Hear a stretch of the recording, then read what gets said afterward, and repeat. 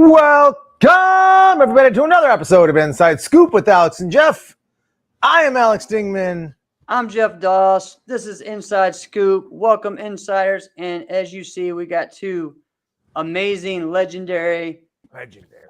Yeah, I mean, legendary is the term, but I mean, even more than that, amazing competitors, icons. I mean, just people that have brought so much to the sport of martial arts. Master Tony Young and my friend Kid Carmichael. Awesome, guys. Thank you all for joining us. That's Kid Carmichael, 90, 92, 93, 94, 95, 96. That's who that is. The funniest thing when I saw that. Oh, man. Oh, good stuff. So as we get going, guys, as you know, we are sponsored by Virtual Fight Tour, and they just announced they have, lots of fun stuff going on. They've been putting out everything. It's going to be a big deal. Oh, here we go. So sounds put like up or there's going shut to be up. a lot of teams, man. Yeah, I'm hearing from everyone that, because remember you talked the other week to a couple guys from TDE, and they sound like they were going to do it. And same thing with John Corto, right? Yeah. So it really, you start talking about like the what if. Like, what if every single team was at an event? And there are a few events throughout the year where you might get most of them. And there was a few years where the U.S. Open had most of them. Most recently, the Battle has had most all the teams there. And we're going to get into the Battle pretty heavily. Yeah. But, when you're talking about like, yeah, you have almost all the teams, but then maybe like, I don't know, like JPM wasn't there. And you're like, man. Well, now they don't even have a team, so it doesn't matter. All right. But and then you go, well, yeah, all the teams were there, but like straight up wasn't there. You're like, what if? There's no more what if. Now there's no reason for them not to be there, unless somebody's, getting married, having a baby, or dying. You're going to be at this event. Right. Because this is the biggest pot one could have. Yep. It's Jesse's doing a phenomenal thing. Yeah, it's great. And then the same thing, if you compete on Friday, you get your division taken care of the next day, already paid for. And King of New York is doing 2 rounds this year. So every division for black belts is going to be 2 rounds. So that's great. You're getting your money's worth, man. So it's going to be great. Mr. Young, fighting at one of Jesse's tournaments is like going to a buffet in Vegas. I tell you what. That's true. Master Young, what do you think about that? Like just about the put up or shut up event? No, I think it's a fantastic event. It gives everybody a chance to compete. If they say they're good, it gives them a chance to compete and prove they're the best. Right. Now, was there any times like events like this when you were coming up, or maybe just one tournament that you thought of where just all the best teams were at? It wasn't really. Most of the tournaments that we went to were basically set fights or set team fights. Okay. So I really enjoyed that because we were going against the best people, the best teams, and that was with the Budweiser, Transworld Oil, and the Atlantic teams. So, like I said, we're going against the best people, the best teams. So I enjoyed doing that. It wasn't open events. All the fights were set, set fights or set team fights. Awesome. Good stuff. I think it's just going to be great. So again, guys, September 22nd, 23rd, or 23rd, 20. I see I'm always messing it up. Yeah, here we go. 23rd, 24th. All right, September 23rd, 24th. Hey, real quick, Jeff, before we leave that, because Mr. Young, I like what you said about that. Like, there wasn't a lot because it was almost like a set fight. I think it would be pretty cool if we could have like the bracket set for that. Mm-hmm. Like, I don't know, like 2 weeks ahead of time, 3 weeks ahead of time. Mm-hmm. Man, imagine the buzz for that. That would be great. Everybody starts to go through, what do you think the matchups would be? What do you think the matchups would be if this team won? Wow, wouldn't that be cool? That would Jesse, let's see if we could do that. Yes, I agree. Get it done. Make it happen. I like that. Set fights to me were always my favorites, especially when being a part of Team Elite, we had some really cool set fights. And, one of the coolest ones was us versus the Canadian national team. And that was in '99 at Mike Bernardo's tournament. Just insane, just so much fun. And then I think we did one against JPM at Kevin Thompson's tournament as well. So lots of cool stuff. But Man, we got a big week, as you know. It's battle week, so I know I'm packed up and ready to go tomorrow morning, driving down there. So I'm excited and ready to go. Master Young, I know he will be there. Yeah, I'm He's already always here, there. ready to go. That's right. He's pumped up. Oh, there we go. As someone, oh, yep. He's coming back. Don't worry about it. All right, but I have confidence. That's why we have, Tony and Carmichael on tonight to talk about just, not just the legacy like of it is, but the experience of the battle, and why the battle is held in such high regard still, and especially to people in my generation, your generation, Mr. Young's generation, you, Alex, why it's such a big deal, and so we want to talk about that, Carmichael, you hadn't really said anything yet, so let's hear what that means to you, growing up. Man, I saw the fight, the battle was it Jim Abernathy Sports, ESPN, I think it's 85, 86. Tony Young fighting Steve Nasty Anderson on ESPN, and I was hooked, right? I saw Ernie Jr. and just starting martial arts at that time, that was the pinnacle. That was where you wanted to be showcased. And by the time I came in as a competitor in the 90s, it was where you got discovered. That was where one would find the next talent, if that be Chuck Norris or Pat Johnson, obviously during that time. And, coming from a farmer's background, and being in the Georgia Dome or moving over to the World Congress Center, right? It became this place where the first major tournament out is actually what you train for right after the Diamonds. You prepared for 4 to 5 months to get that first performance and/or, hopefully you got recognized because you knew at that tournament that the biggest producers could just be sitting in the stands, having the Centurion Award. You always knew that you'd have, nominees that would be presented at the Battle of Atlanta, and everybody who was part of that alumni would always be there ringside watching. So for me as a forms competitor, first and foremost was, watching the amazing fighters from the 80s and creating a platform on ESPN, and then moving on to be able to highlight that with amazing stunt coordinators and choreographers that became who they are now. Stephen Ho, Philip Wong, Ernie Jr. was there, Larry Lamb, Ho Sung Pak, right? That's just to name a few. But that's really where the precedent of where most of us as juniors, started our careers from. Right. Definitely. And Tony, what do you think as far as just being in that area? Like, what's the vibe right now in Atlanta right now? Well, the vibe is crazy. It's it's alive, knowing that the best people are going to be here. I'm going to take you way back. Yes, sir. When I was 15 years old in the early 70s, had only gone to maybe a couple of tournaments, maybe 3 tournaments before the battle. But I had some of my senior students, older students, they asked my parents if I could go to the battle. I had no idea what the battle was, so my parents said I could go. So I went to the battle. At age 15, you could fight in the adult division. And I was only a green belt. So when I got there, it was people everywhere. I said, wow, this is incredible. Because I only been to a few tournaments before, smaller tournaments, mainly going to Greenville, South Carolina, mostly to Sam Chapman's events. Right. But I bet there was probably over 100 green belts in that division, and all adults, So, fortunately, I was blessed to win first place, basically just taking it one fight at a time. I had, before going to the battle, I had no idea, how big it was or what it was. I just know some of my classmates wanted me to go and, and just try it out. But seeing all the people there, just mind blowing. And then actually, winning first place too was even more, more phenomenal, or actually most memorable for me, for my biggest win. And of course, after that, I didn't compete as an advanced belt or brown belt. I went straight to black belt, okay, because I was doing pretty good, throughout my training and so forth.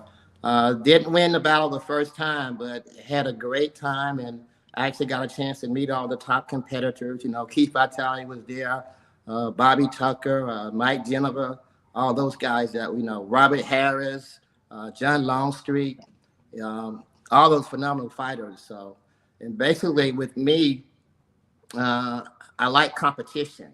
You know, I like being tested. So I just wanted to one day be able to fight in the finals, because at that time the battle was at Georgia Tech Coliseum. Right. And it was thousands of people, thousands of spectators, you know, watching the event.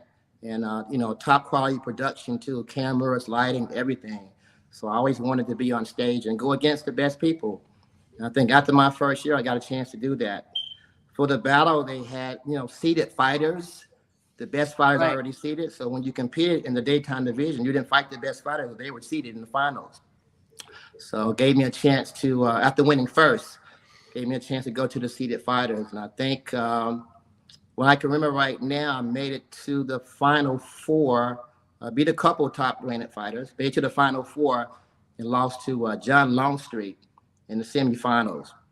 Do you know what year this was? I don't know what year it was, but close fight. And I was just coming up, close fight. But I was glad just to be in the ring, you know, just to be spotlighted. But close fight, a little disappointed. You know, of course, I got a couple points that wasn't called and so forth. But, you know, that's it. You just, you know, you take your losses and you go back and train and you move forward.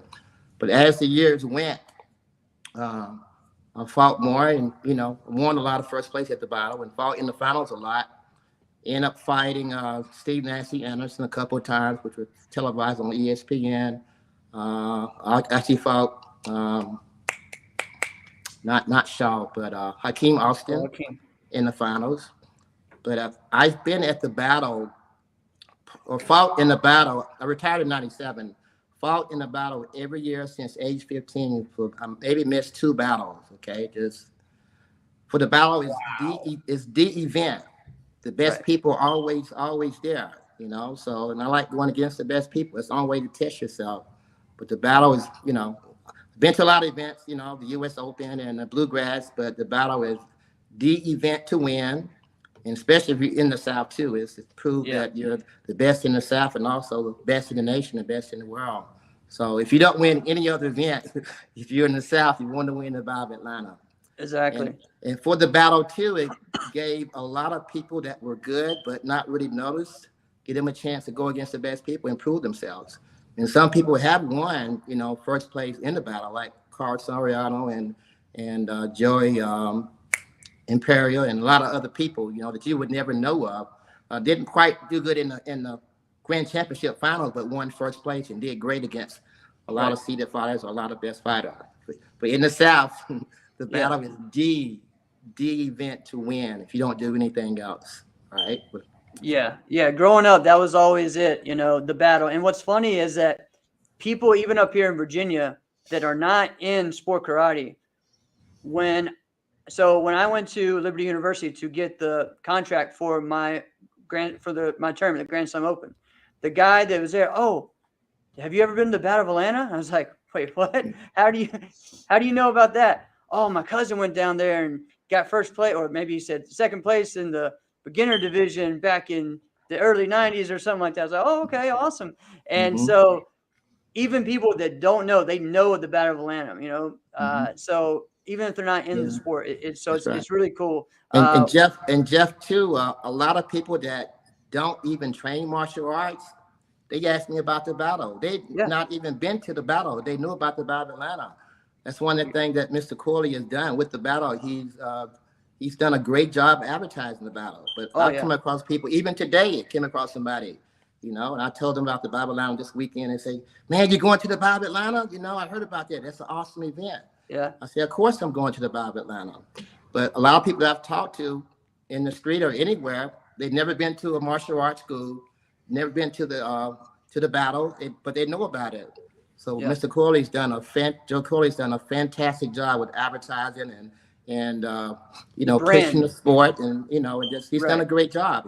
I think more than anybody else I can think of. You know, it's been on ESPN and some of the other major sports, you know, networks, and it's just phenomenal. You know, it's just incredible. And they're still doing it now. You know, they are as we were talked about last week with, PKA coming back, so I'm really hearing a lot of great things about what that's going to provide. So looking forward to talking more about that in the future too. So, as far as you said what so was the many difference? things. There was Yeah, so no, much to unpack in that. I know it's so much. But I know. I want to touch on a couple of things that you said that were pretty notable, which was that, as we're sitting here like this, if you look at like the four of us, I started thinking, I was like, wow, we got really like 4 different times as to when each of us started going to the battle. Now I started, martial arts in 92 competition, right? But I didn't go to the battle until 2000.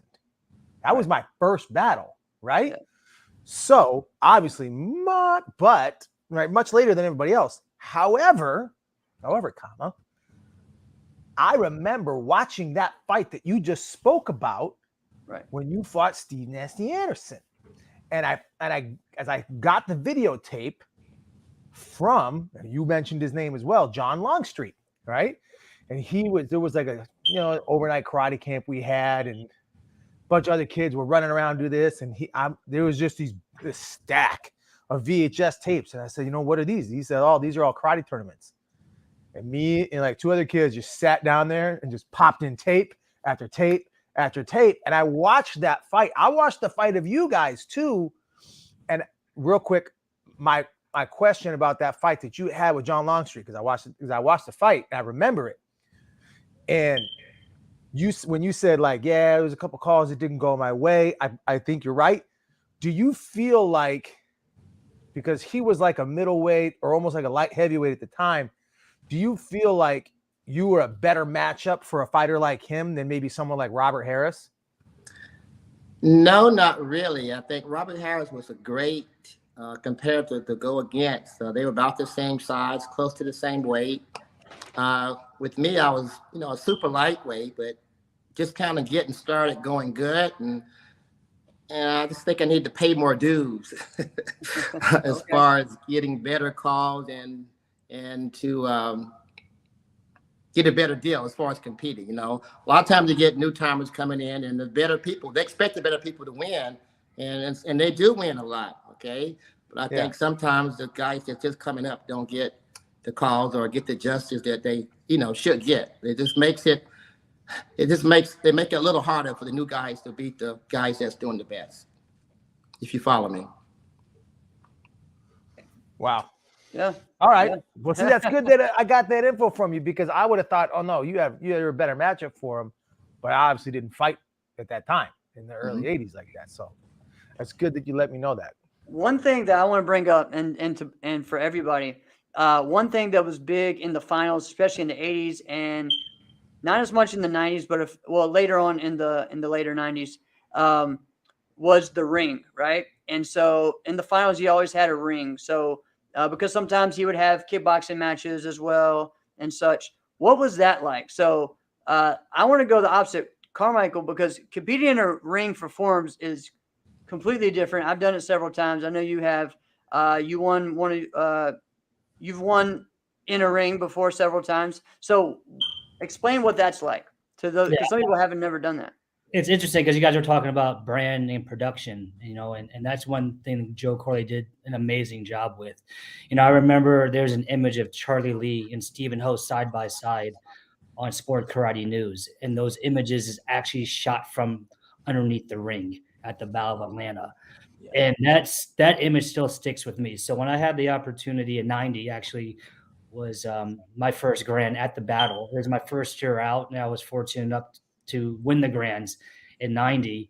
That floor, and that boxing ring was great to jump off of. I think it depends on what type of athlete you are.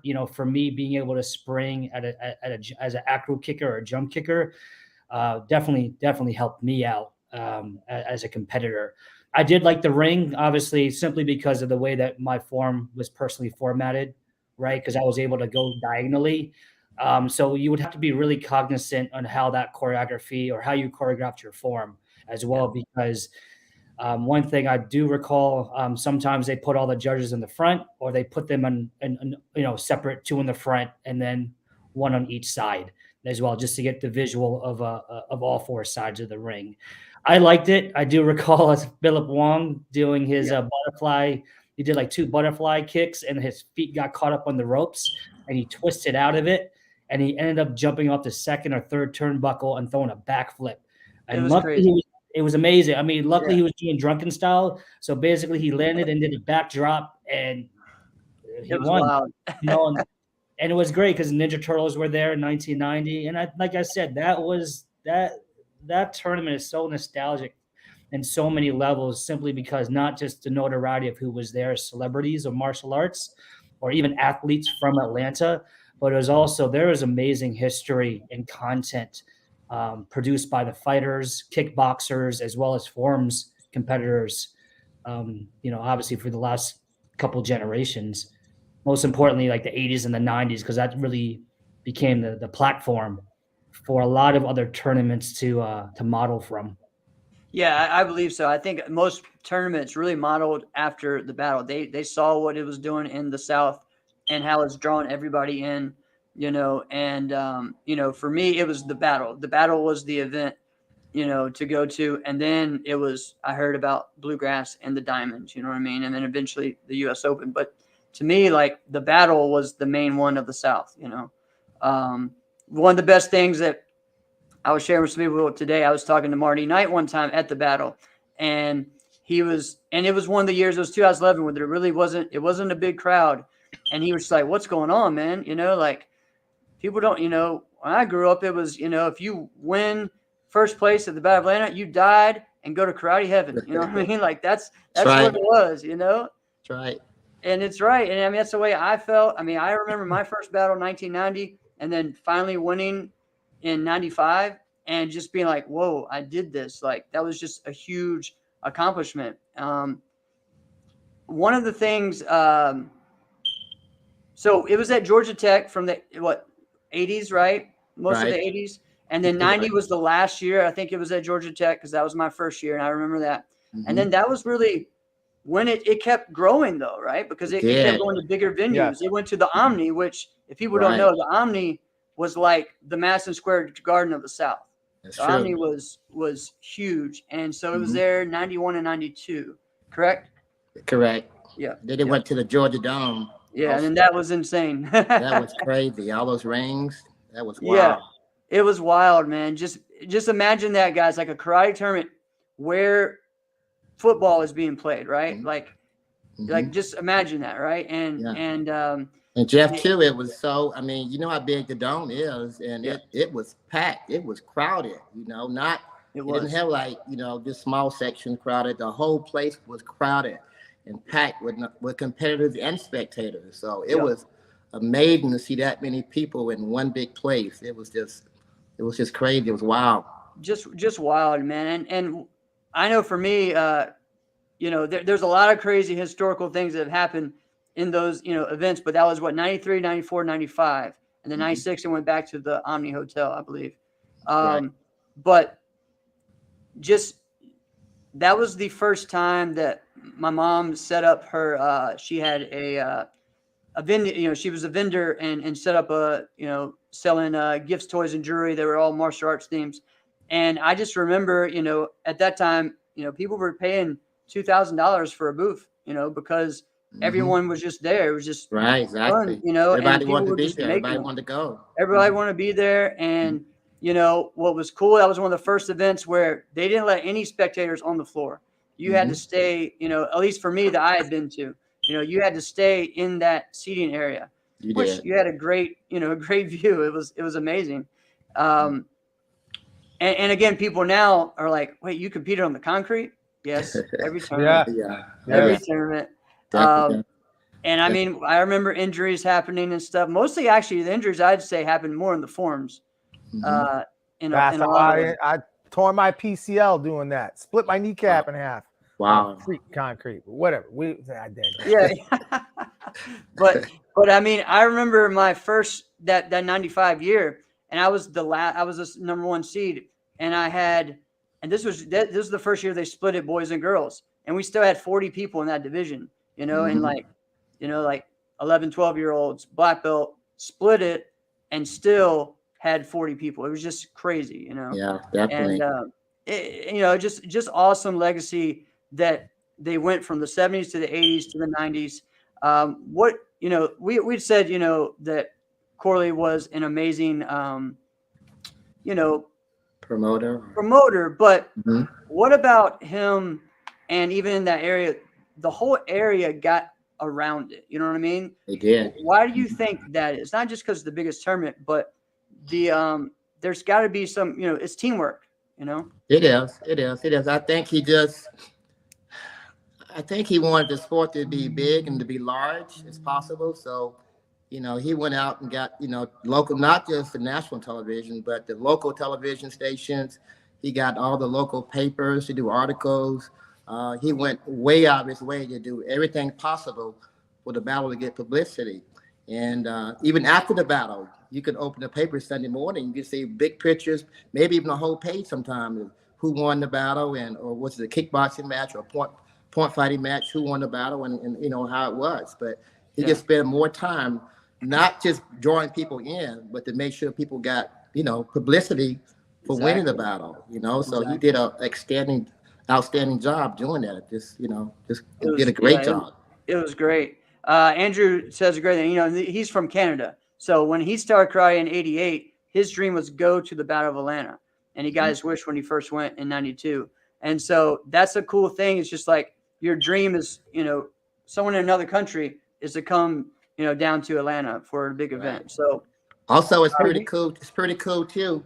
It's okay to see your name in the local paper, but a major, national paper, well, Atlanta is not national, but it's, it's pretty big. Yeah. See your name in that paper, it's like mind blowing, it's something that, you never dreamed of, just like fighting in the finals is something you never dream of, to have that many people watching you or just to make it that far, but the battle has been just, like I say, mind blowing. Yeah. So Carmichael, let's talk about some of your big moments at the battle. We all know one big one, but sure. I mean, I remember as Master Young is saying, I used to go, Joe Corley used to fly me out to do promotions for Coca-Cola. So that's as well. He was not just promoter, but like networking.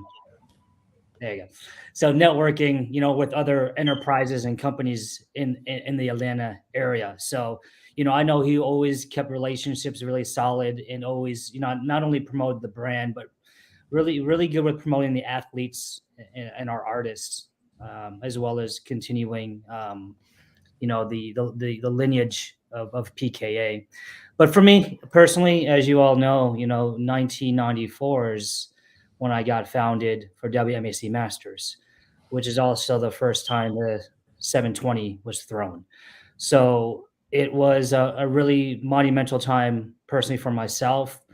But it was also a shift, right? Where we're shifting between Ninja Turtles and Mortal Kombat, costumes and animation and comic book to real live martial arts superheroes that were going to take the airwaves, UPN, Fox, syndicating networks and broadcast TVs to showcase, quote unquote, whoever was the best in martial arts at that time. So, that's where, like I said, Pat Johnson was very instrumental in finding us as artists and being able to create an industry, to carry on his legacy of being a stuntman and or stunt actor in Enter the Dragon. So, that's where the battle relationships continue to evolve. And I believe even to this current date, with Cobra Kai and Hirokoda, right? There's still, and obviously the film industry in Atlanta, there's still opportunities that film and stunts and quote unquote Hotlanta, Hollywood still has a place for martial arts and always will have a place. So the battle is where it's at, to be recognized and noticed and, continue to be there to network. You mentioned something that I kind of want you to lean in on when you said, 94 was the iconic year, and that's when you chose to do the 720. Then I started thinking back years later. And I am not into any of the X Games stuff and like the skateboarding, and I don't know anything about that, right? However, I do remember flicking through one time just on TV, and then ESPN was like replaying this iconic moment when Tony Hawk did like, I don't know if it was 900 or a 1080 or something like that, and it was like packed. Everybody knew he was going to do this move. Everybody was talking about it. Can somebody actually do the move? Is it physically possible? And then he just sure enough went and did the move. And it was like, oh my gosh, where were you moment for this X Games type of thing. Did you feel like, listen, nobody's done this. Everybody's kind of talked about it. Can it be done? Would it be done? Would anybody ever do?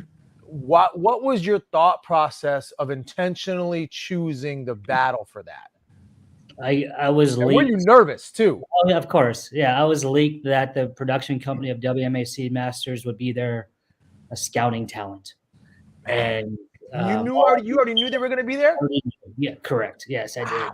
Well, I mean, it's being, my godfather, Stephen Ho. So that always helps, right? So, and obviously that aligns with Ernie Jr. and that whole, stunt game.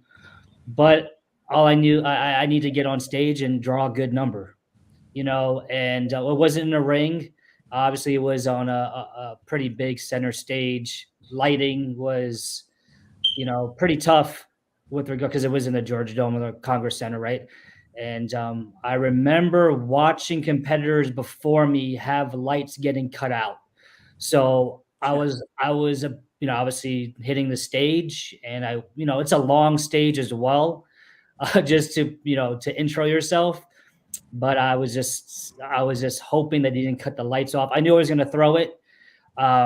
However, my feet planted and I made it around, and that was, I just had to try it, right? What else would have happened? Right. That was one of those things, you train for it. Like they say in WMC Masters, you train for this your entire life. And that's what I did, That was awesome, man. Yeah, it was I remember those 2 or 3 years.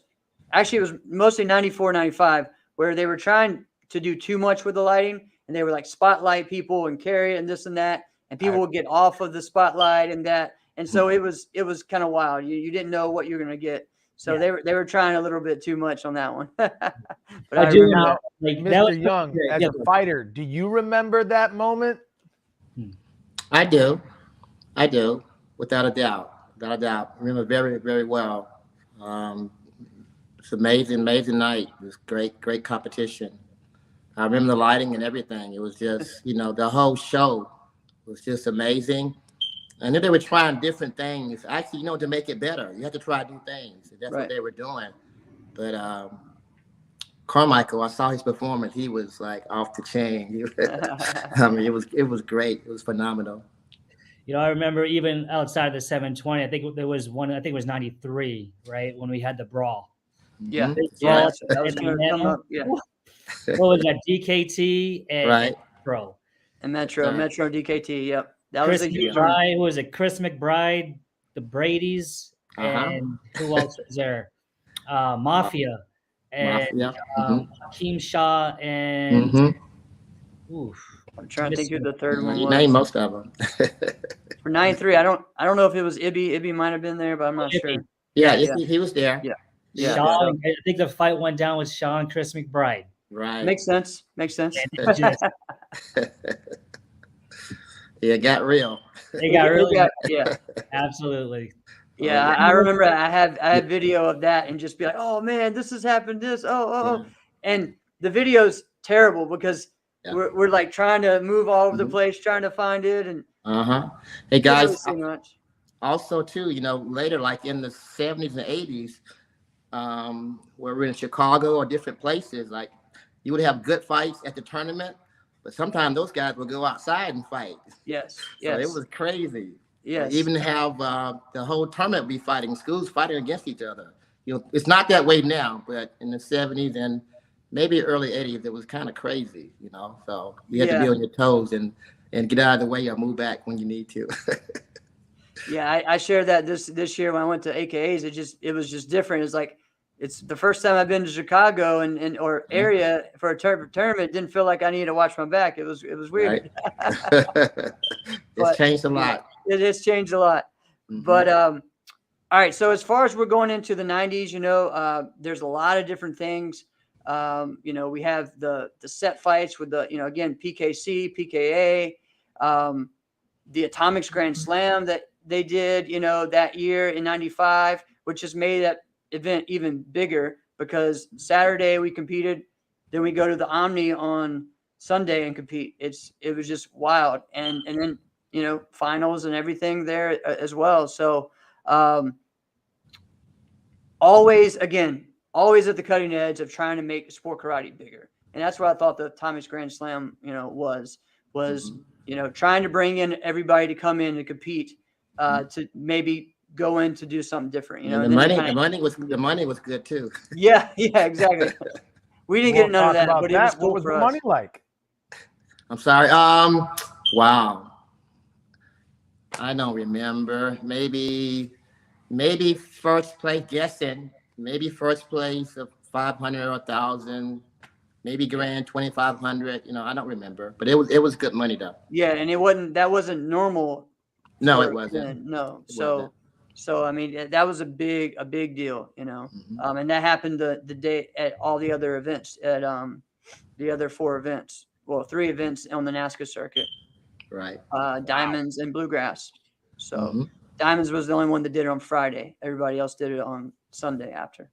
So another big thing that, Joe Corley was a part of, for me, one of the there's so many moments that I remember, for me personally, it was Ty and Jimmy Pham in the runoff and making it to stage finally for the battle. And that was a big deal for me.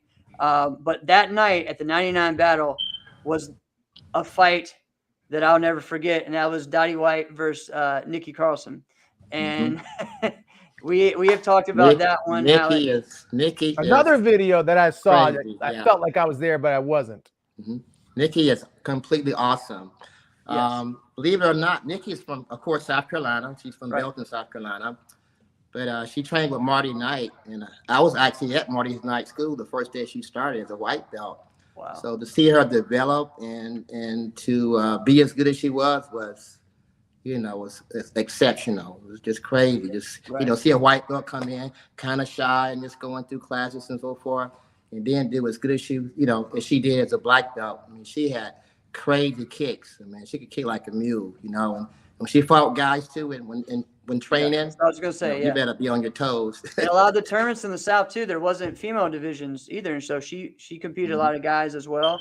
She had no idea. I mean, she had no problem with going against guys. No problem at all. And I think a lot of her first grands were when she was like 15 or 16. When she was pretty young, that's true. Around that age. Wait, I want you to say something again. You just kind of said it and then skip past it. You were there for her first karate class? First class. I was there. I used to work out a lot at Marty's as far as sparring, very good friends. As you can see too, at one of the Battle Atlanta tapes when I fought Steve, Marty Knight was in my corner. But yeah, I was there when she first started. I was there sparring, and I remember when she came in the door. I remember her first class. Who the heck can say that about just about any other great? I can't say that for like any other like great ever. Who can say that? How is that possible? Just like lucked into that. Like, oh yeah, Awesome. there's just some woman taking her first karate class today. Just some young girl. Like, oh yeah, maybe she'll be good one day. No, she might be one of the best ever. Definitely, without a doubt. That's And I had no idea she would be that good. Just seeing her come in, and wow, as the years went by, I mean, she's a hard worker too, and also a great fighter. Like you said, she's one of the best. One of the best has been around. I wish she was still competing. But she's great person too. I think she still could. Yeah, she's nice. She's nice outside the ring, but in the ring, she's she take care of business. Yeah, and in that night, that surprised me was just how she wasn't going to put up with Dottie's, the way Dottie fights, she and really say what happened, Jeff. Say what happened. So they're fighting, and Dottie, especially as for for her, in her mind, the way for her to win was to bully Rough up, it up. rough her up, and hit a little bit after the break. Well, Nikki just kind of had enough of it, pushed her back, punched her. Then it kind of kept going in, and then next thing you know, they're being pulled off of each other. And You for know, those that and might just hear us say Nikki Carlson Lee, don't really know. Nikki was between the oh, Alex, how'd you freeze that right when you're saying something? Yeah. What he's probably gonna say, she had the most diamond rings of anybody until recently, maybe the past 5 years. Right. She's known as probably the most dominant female fighter Mm-hmm. ever, Yeah. and until recently now, I'd say Morgan is the closest to that. You froze up, bud. I must have cut out. Hopefully you picked up where I was laying it down. Yeah, I did. I just explained who she was and everything. All right, thanks, homies. Look but at that. yeah. See, I can So, just lob it yeah. up and you just slam it in. But one of the funniest thing after that, so this happened, I think, in like September of '99, and the next year, our team's like, hey, you know what? Let's put both of them on the same team, and that didn't work out too well, but that was funny. Oh man! So as the battle kept going on, what are some moments? Because again, like, what's funny, you said your first battle was 2000. That was my last one for a while. Like I didn't come back. I came back like periodically, like 2004, just a little bit here and there. I didn't miss one from 90 until 2000. And so battle went through kind of a transformation. We saw a lot of really cool set fights. I mean, let's talk about Brian Ruth and Jerry Fontenez, which was, to me, I'll never forget that because of Jerry Fontenez getting on stage in the middle of the tournament while the tournament's going, getting on and just calling out Brian Ruth, and then, getting up there, having a dance crew, dancing, Brian won, but it didn't matter. He put on a show, right? And then, you had Raymond Daniels getting really known from that in that area there from the first one, I think in '99. He fought with his set matches with Brian Ruth too. And then his set match with Brian Ruth, and Brian Ruth. They got to have a set Temple. match with Brian Ruth. Well, that's the battle. So never mind. Yeah, it was a battle, man. They made sure Brian Ruth was up there. So I mean, lots of great things, Alex, share one of the ones you remember as. So it's funny. So here's something I remember from my first battle. I remember, now I'm not a rookie to competition or high level competition. That just happened to be my first battle. Right. So I remember being there at that time, that was now called that's when it was like the open forms division. And so I had 3 divisions. I had, open forms, musical forms, and then I was fighting. Right. Didn't even have a team. So I remember there was this guy that everybody would kind of hang around. And at this point, tricking had started to become a thing, right? Everybody was tricking, right? So everybody would take over like a ring and there'd just be the circle and be like, oh, what is this? Is this a runoff? No, it's just guys in the middle just tricking. We're like, oh, well, right. It's kind of cool, right? This is even cooler. And there was this guy who nobody knew. He had on a red top and black pants, and Butch Marks is just the hype man, right? He's like, man, do that move again. And now all of a sudden, everybody comes over. Dude does a full twisting backflip with a flash kick out of it. And at this time, we're like, who in the world does that? It was Chris Walker, right? And so I'm like, who is this guy? Who is this guy? And I was talking to Butch. I'm like, who is that guy? And he goes, I have no idea, but he's amazing, right? Turns out, like I said, it was Chris Walker. All right. Now, here, I really honestly felt like I didn't belong, right? I felt like I didn't belong. It felt like, because it was what we've all been talking about. Like, it's like this Paul Bunyan-like figure. Like, it's the battle, right? The battle, right? And I honestly, truly felt like I shouldn't, I don't deserve to be in this level, right? I might win a match or 2. I might do something. Maybe I place, but I don't deserve to be here. And then I'm fighting, and this guy, he was kind of a layup. Like, I could kind of do whatever I wanted to. So I'm like, why not make it a highlight? And then I hear someone was telling me, like, hey man, Preston Clemens says he will whoop your ass. And I'm like, what? He's like a light heavyweight. I'm a lightweight, right? He's like, yeah, man, Preston Clemens said if he was fighting you, he'd whoop your ass. And I'm like, awesome. This is awesome. Somebody actually like, I'm worth it to have my ass whooped. Like, awesome. All right, cool. I feel like I belong because my ass deserves to be whooped, right? So I'm like, okay, I can get into this now. And any event I did before that, it was just, I felt like I was just kind of like, I would maybe win a division, but nobody knew who I was. I would kind of place a little bit. I wasn't notable. But then that moment, I'm like, all right, let's do this. Now, here's something else about that tournament that it's also on video, right? There was one move. There's one move that happened that nobody should even attempt again. Nobody should ever attempt. Right. So Kim Do is a phenomenal all-around martial artist. Yes. Mostly known for his forms divisions because he's a West Coast demo team guy, right? Like he and David Douglas hand in hand, just like, man, they were just cooler than the other side of the pillow, right? Just super cool. Love that guy's innovation. Awesome. Always come up with something just interesting. Like, who thinks of this stuff? Comes up with tricks called the rodeo. Like, who can we even name something like that, right? So dude's fighting. He's a good fighter, right? Yeah. He's a very good fighter. But he would also, I felt like fighting is easier because there's so much downtime. I can joke around. I can have fun. So he's fighting this cheeseburger, right? Yeah. And if everybody who doesn't know what a cheeseburger is, a cheeseburger, when you're fighting, is somebody who doesn't know that they're not that good, right? Like when I was mentioning, I felt like I don't really belong, right? These guys are better than me. A cheeseburger doesn't even know that. A cheeseburger just feels like, hey, it's just like another local tournament. I'll just pick my foot up and slide and kick, and that's just what we do, right? So that's what this guy was, right? Alex. He's wearing a camo uniform, if that makes it any better, right?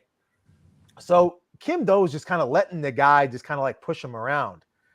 And we're all like, what in the world are you doing, right? And so it's in the lightweight division. And in the division, there wasn't that many guys, right? Notable. There was like me, Raymond, lightweight Raymond, right? Right. I think like Jimmy Hayes and like somebody else, and then Kim Do, right? So, and then Alex, why you do this? Why you do this to us? You say this long story and then your internet cuts out. Come on, man. I know what happens, but you know, I kind of like the way Alex is setting this thing up. You know, I mean, geez, good story. You know, geez, but and then whatever he's about to do, which we're not going to let you know. Okay, he does it 2 years later as well. But yeah, so man, I feel bad like saying this, but it's like okay. So, anyways, Kim Do hit this guy with a Webster. All right. Alex. Okay, I'm sorry. Did you already tell him? Well, yeah, but go ahead. I'm sorry. Just say what happened. Make the story shorter so your internet don't cut out. Yeah, man, I don't know what to tell you. So basically, Kim Do times it, does a Webster, does a front flip kick, axe kicks the dude right in the freaking face. Yes. Right?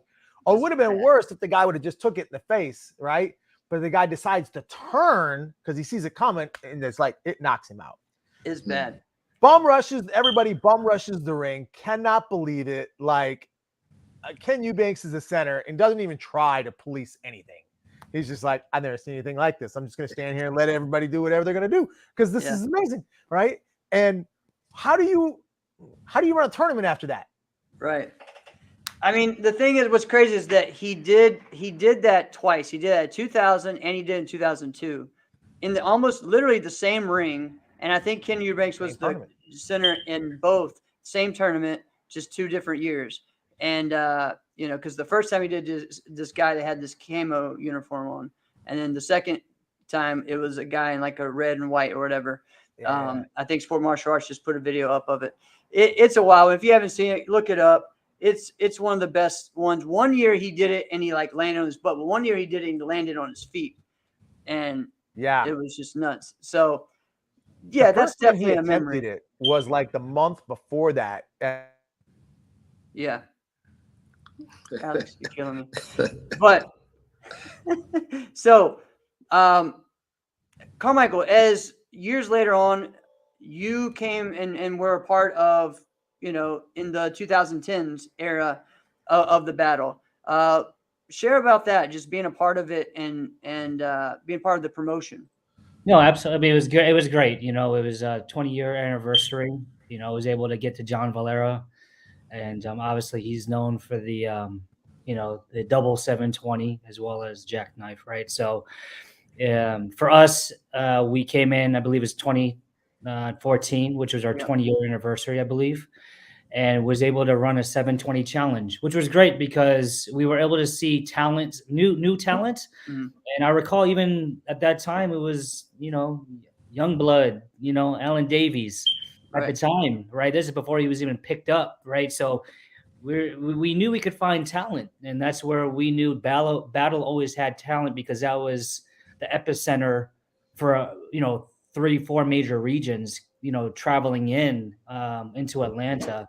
So to be able to to do the 720 challenge, to pay homage to 1994, as well as with my my peer, my rival, one of my best friends, John Valera, was also a very amazing time for me as well, and to give something back to the sport with regards to lineage and legacy, and define another time of history.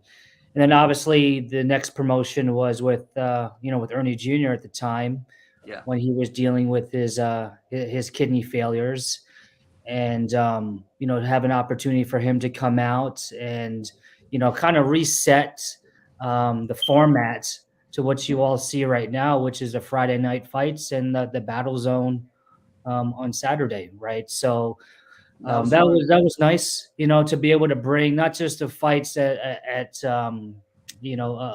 you guys said, it was set fights, but to be able to set something on a Friday night, as well as Saturday night challenges. And we did a Junri challenge, right? So that was also to pay homage to Grandmaster Junri for his efforts and his himself obviously pioneering sport karate and what he's contributed.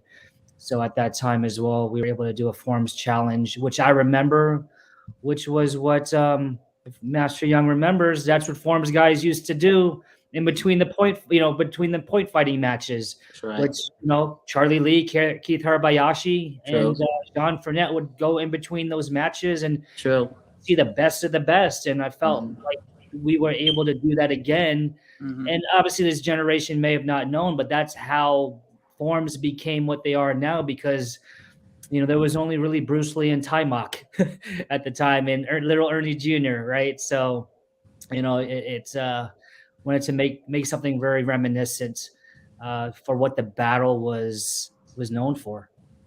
Yeah, and I was blessed to be able to be a part of that, and that was so much fun.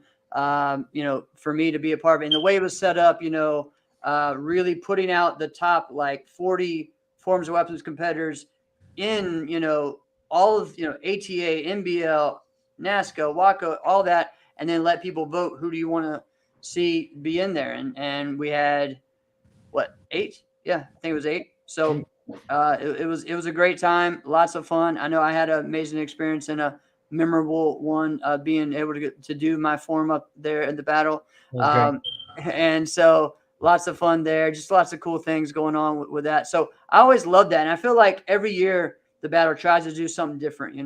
If it's, again, the Friday night fights is still something they do. They do a night show on Friday and one on Saturday. They're still continuing that today. They're doing, more of an all-around forms of weapons winner for men and women. So extra, see who the best of the best is. So all the grand champions go against each other. There's so many great things that they do. They do the same thing with the fighting. They have Battle Mania right now where you can do 4 different types of fighting divisions. I mean, it's got something for everybody. Tony, what is one of the things you tell your students as far as when it's time to go to the battle? Basically, I just get them the options. We go to a lot of competitions. probably at least 3 times a month. So we, compete pretty regular. But if my students feel comfortable, with going to the battle, I explain to them that the best going to be there. They're going to have to compete a lot, and if they just want to try, just want to try and just do their best. That's all I expect from my students. I don't care if they win first place or second place. With the battle or any other tournament, it's about the experience. Okay, what you learn about meeting people and about fellowshipping. So I just, I suggest they go, just do their best and see what happens. If they win, that's great.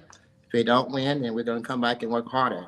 But the battle is a good tournament to go to see where you are as far as your belt level or as far as a competitor. Yeah, definitely. All right, so as we wrap up, get finished up, what's one thing each of you guys maybe we hadn't shared yet, or a story or a moment, or maybe even something you're looking forward to? It could be in your own career. It could be something that you witnessed as a fan. Let's hear it. Carmichael, you go first. For me in the battle, it's the June Rhee and Charlie Lee lineage. Knowing that they supported the tournament, knowing that Charlie won, right? That was pretty much some of his major tournament grand championships.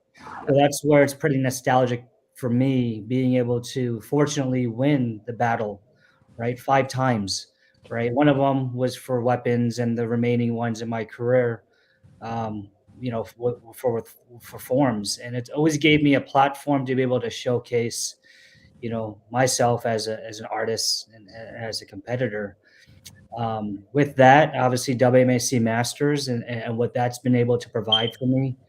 And my plug is going to be Camp Bruce Lee and the Bruce Lee Foundation, right? Because that's what I'm working on right now. And, if it wasn't for the battle, if it wasn't for Pat Johnson and the production team for WMAC Masters and meeting Shannon Lee in 1994, I wouldn't be sitting here right now with an amazing partnership with Shannon and her company and her enterprise, and working with the Bruce Lee Foundation to be able to continue to open up new opportunities for our industry.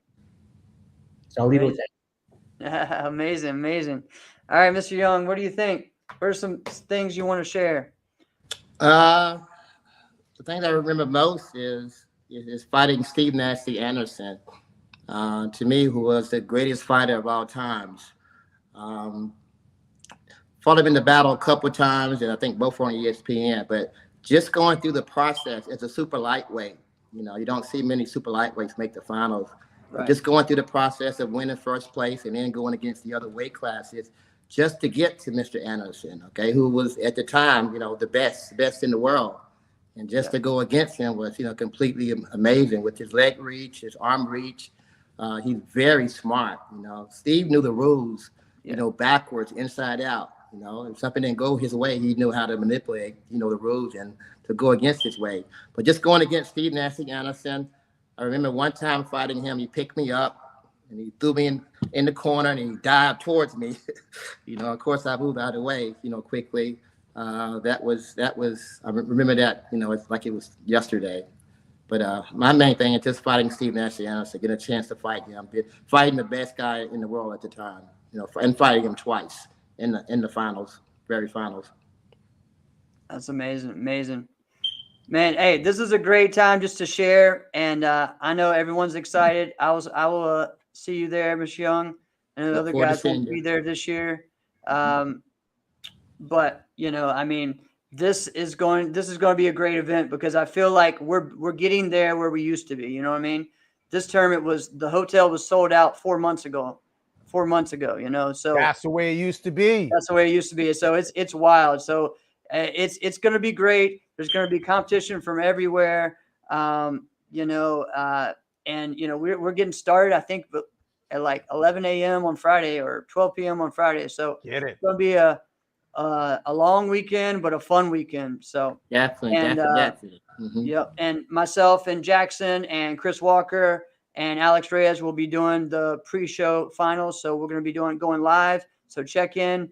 We're going to tell everyone what's been going on the weekend, get everyone prepared for what they need to look forward to for the finals, and just, you know, hopefully be able to showcase some new guys and some stars, create some stars, you know, for our sport. So I'm excited Hey, about it. here's a great idea, you know, just for more hype, if you can get more hype. You know what? In the comments, let's not just talk about what our favorite moments were. Let's leave videos.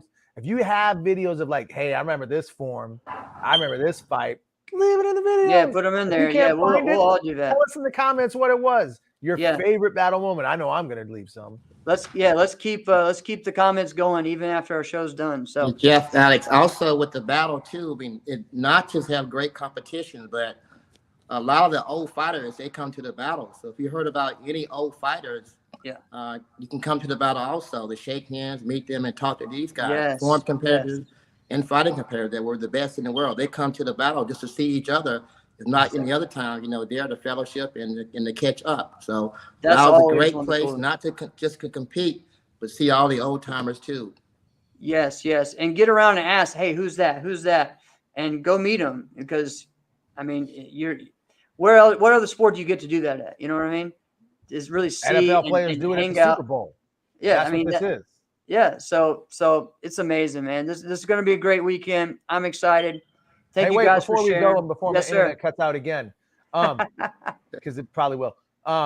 Listen, Carmichael, Mr. Young, tell me this, because I remember seeing this, not just past martial artists that were there, but actual celebrities that were at the battle. We haven't really talked about that. There were actual, not just local, but national celebrities at the battle. Just watching it. Who are some of those guys? We have, of course, Evander Holyfield. Yep. Of course, you know Chuck Norris been there a lot. Right. David Justice. I remember David Justice. Exactly. David Justice. That's right. A lot of the stars that are now announced, you know, Atlanta is the place to be for the movie industry. There's a lot of people that come to the battle that, you know, that you have no idea that's there. They just heard about it and they just want to check it out and, you know, see what it's about. You know, but a lot of movie stars and professional fighters, UFC, boxing, you know, martial arts, great people there. Jeff, there were a few wrestlers too, weren't there? Right, exactly. Yeah. Even the famous Ernest the Cat Miller. Of course. When he was wrestling, it was like a bigger deal, you know? Yeah. But before that, there were several other ones, because the Atlanta area was, you know, big for WCW and everything down there. So yeah, there are a lot of wrestlers. You know, I mean, Tommy, you know, Jason Frank, you know, was there. The Green Ranger, many different ones, you know. So every year it was always something. And again, like Carmichael said, it was a big deal that, like, the first 3 years that I was there, 99, 1, 92, there was a huge line just to get autographs with all the Ninja Turtles, you know, and the real Ninja Turtles, you know, like not in the suit, you know, like the ones that, you know, like Ho Young, Ho Sung, Steven, all those guys. So I got me some of them. So it's just, you know, it's just a great event. I was sharing with some of the others. Oh, I think we're going to leave, you know, after this. Like, no, this isn't a regular tournament. You go and you make the most of it, you know. Because for me, you know, if my mom didn't take me to the finals of my first tournament, I wouldn't have been able to see John Valera and I wouldn't have been able to see Sunika Luther. And they were the two that inspired me to be the champion that I am today. So, you know, and keep going at this 30 years, you know. Yeah, I don't know about the Mohawk, but, you know. but yeah, you know, and so I think it's very important. Parents, that's something I've shared several times.